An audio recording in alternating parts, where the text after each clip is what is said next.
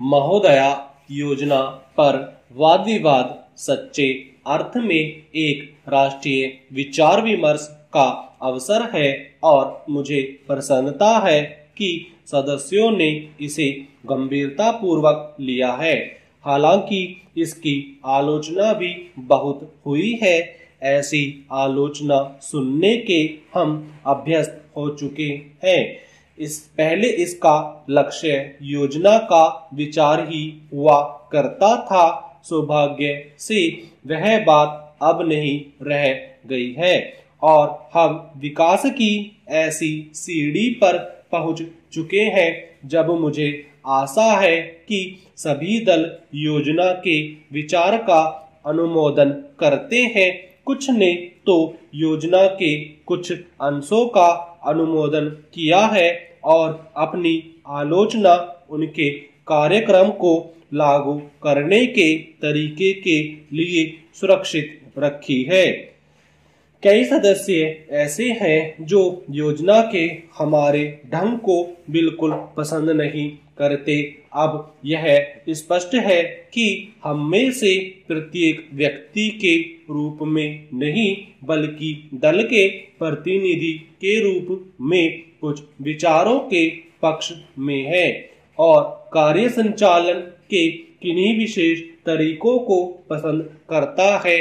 हमने पर्याप्त विचार विमर्श और सोचने समझने के बाद यह निश्चय किया कि हमें किस प्रकार का योजना आयोग बनाना चाहिए और आयोग को किस ढंग से काम करना चाहिए। योजना आयोग में निर्दलीय स्वतंत्र विचारों वाले और गैर राजनीतिक विशेषज्ञ होते हैं, लेकिन वे पूरी तरह से योजना के लिए जिम्मेदार नहीं होते।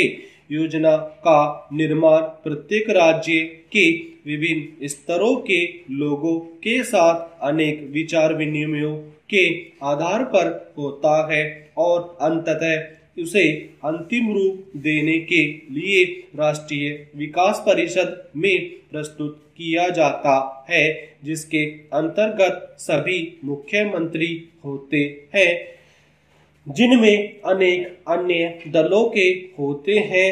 वे मिल बैठकर अपने विचार व्यक्त करते हैं। यह ठीक है कि इन बैठकों में मतभेद भी होता है, जो सामान्यतः योजना के तरीकों को लेकर नहीं बल्कि अधिकांशतः इस पर होता है कि किस राज्य को कितना पैसा मिलना चाहिए। हम जानते हैं कि हमारा कोई भी ऐसा कार्यक्रम नहीं है जो हमारी पूरी जनसंख्या की आवश्यकता के लिए प्राप्त हो।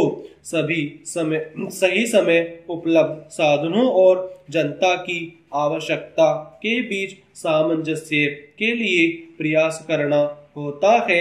यह सोचना होता है कि क्या किया जाना चाहिए अथवा एक दूसरे क्षेत्र के लिए क्या किया जाना चाहिए। कुल मिलाकर यह योजना अगले 4 वर्षों के लिए प्रगति का घोषणा पत्र है। हमें कुछ अनुमान है। महोदया, यद्यपि योजना के अंतिम रूप पर यह औपचारिक बहस अब हो रही है, हमने योजना के प्रारूप के बारे में काफी ब्यौरेवार विचार किया था। एक मान्य सदस्य ने कहा है कि योजना से ऐसा नहीं लगता कि कामों को निपटाने में तत्परता जरूरी है। मैं समझती हूँ कि योजना के प्रारूप और उसके अंतिम रूप में यही अंतर है। अंतिम रूप में हमने तात्कालिकता पर जोर दिया है, जिसका प्रमाण यह है कि उसमें आज की प्रमुख समस्याओं की पहचान की गई है, जैसे बेरोजगारी या क्षेत्रीय असंतुलन अथवा अन्य ऐसी ही बातें। इनमें से कुछ समस्याओं के समाधान में कोई विलंब नहीं होना चाहिए और उन्हें तत्काल दृढ़ निश्चय के साथ हल किया जाना चाहिए। लेकिन कुछ परिस्थितियां ऐसी होती हैं जिनमें हमें काम करना होता है। कुछ मान्य तरीके हुआ करते हैं, इनमें से एक है लोकतंत्रीय प्रक्रिया। बहुत से लोग चाहते हैं कि हम कई काम एक साथ करें और इनमें से कुछ के बारे में हम सहमत भी हैं कि वे सही काम है, लेकिन हम लोकतंत्रीय प्रक्रिया के प्रति वचनबद्ध हैं। हम जनता की राय से काम करने के लिए प्रतिबद्ध हैं। हमें अधिकाधिक जनता और पार्टियों को अपने साथ लेकर आगे बढ़ना है। मैं समझती हूँ कि अगर इससे हमारी गति कुछ धीमी भी रहती है तो भी हमारी प्रक्रिया को बल मिलता है और हम जो भी काम हाथ में लेते हैं उसे बल मिलता है। दूसरा तरीका मिश्रित अर्थव्यवस्था का है, जिससे शायद कुछ लोग सहमत नहीं हैं, लेकिन जिसे हमने अपने लिए निर्धारित किया है। ऐसी अर्थव्यवस्था की अनेक त्रुटियां भी होती हैं, लेकिन हमारे देश में आज जो परिस्थिति है उसमें हमारी सरकार, हमारे पूर्ववर्तियों और आज के सहयोगियों ने अनुभव किया कि हमें इस तरीके को अपनाकर चलना चाहिए।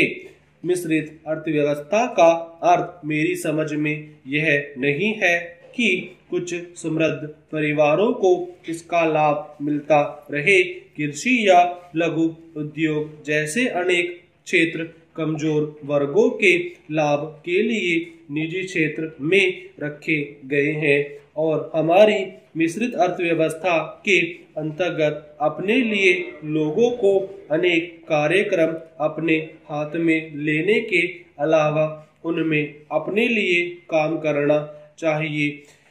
मुझे मालूम है कि स्वाधीनता के तुरंत बाद जो स्थिति उत्पन्न हुई थी उसका कुछ परिवारों, ग्रुपों, व्यवसायिक घरानों ने निजी स्वार्थ के लिए लाभ उठाया।